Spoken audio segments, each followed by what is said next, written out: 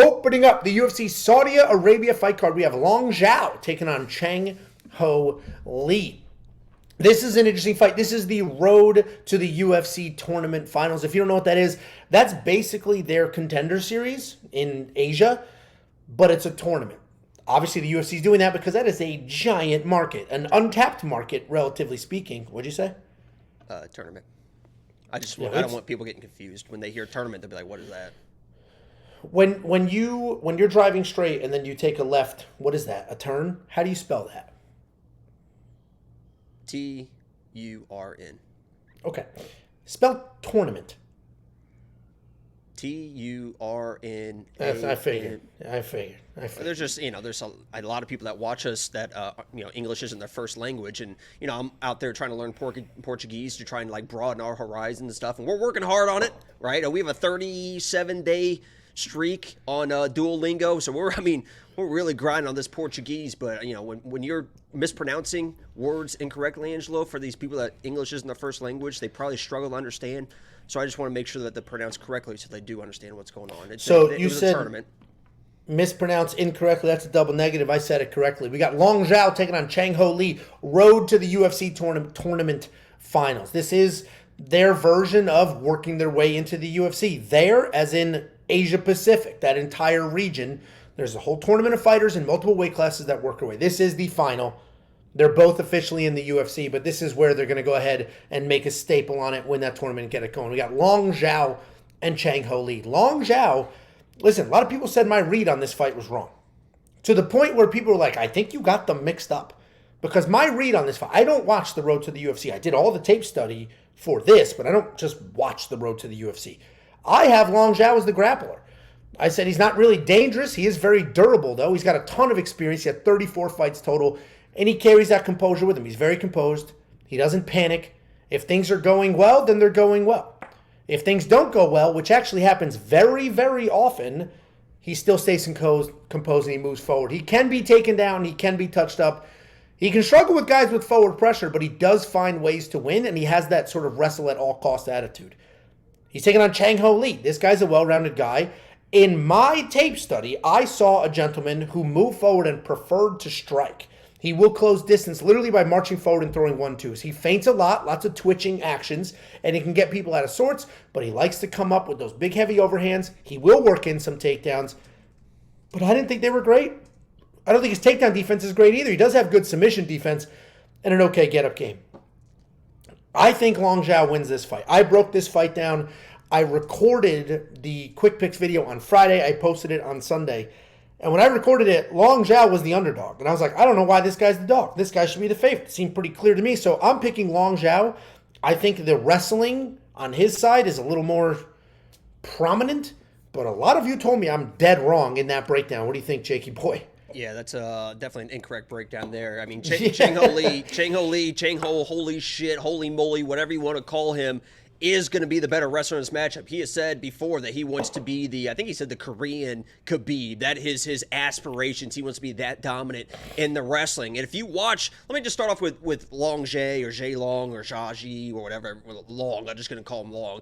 He is a well-rounded guy, right? I mean, he does have okay wrestling in my opinion. He can get a little bit, not great defensive wrestling. His striking, I think, is going to be a little bit more powerful than Lee's, but he's not really a finisher in any right? There's a lot of decisions, 26 wins, half of them are decisions, a little bit mixed bag between KOs and subs.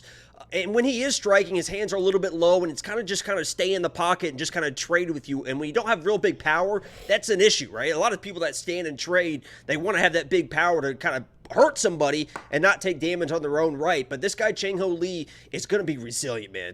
He is going to be absolutely resilient. I would encourage everybody, before you bet either side on this fight, to watch Chang Ho Lee's last fight and watch it to completions, because he fought another wrestler or grappler that was a little bit better than him, right? Beat him to almost every single spot. You watch that first fight, or that first round, right? He was doing he tried to do these lat drops, ended up on top, right? He was trying to scramble up situations, was getting ragged on a little bit. Second round starts. Exact same thing happens. This guy's getting out-wrestled and out-grappled. You're thinking, why are you picking this guy, Jacob? Because he's getting out-wrestled by this guy, and he's supposed to be the guy that's wrestling everybody else.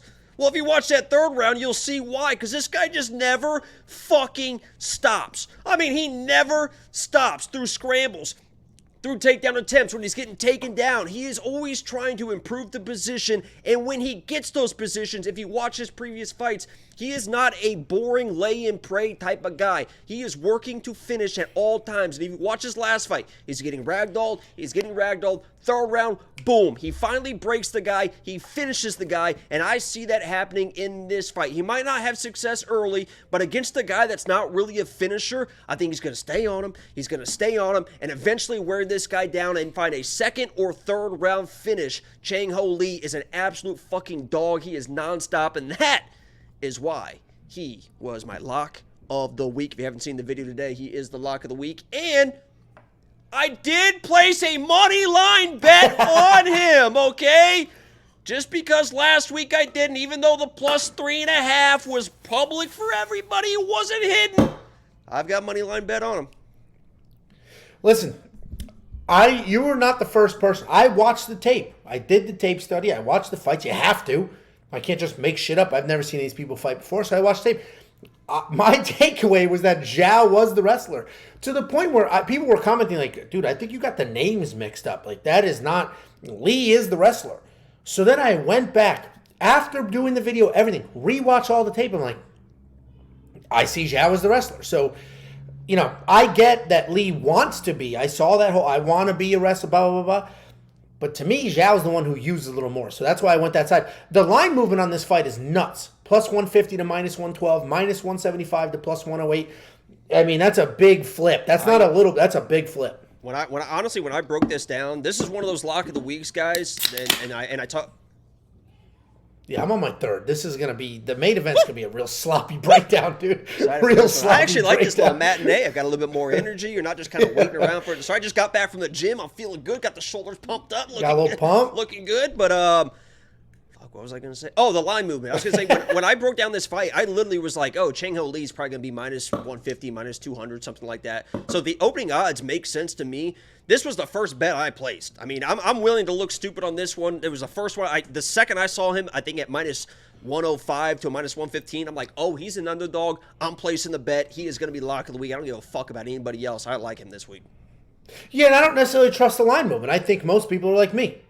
Didn't watch the tournament, don't know a ton about him. Then went ahead, did a little bit of tape study, and then the line went crazy. I'm pretty sure that's what happened.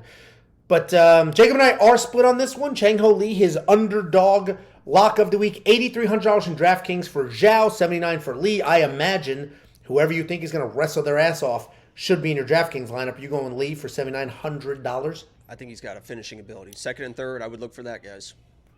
And it is interesting because you can look at their records, and that is a factor. Their records matter. And you could say, wow, Long Zhao's lost 8 times. That sucks. Chang Ho Lee, not, you know. Okay, great. You could also look at that and say, that guy's got 34 fights to 10 fights. Literally 3 times the experience. So I don't know what you want to take away with that.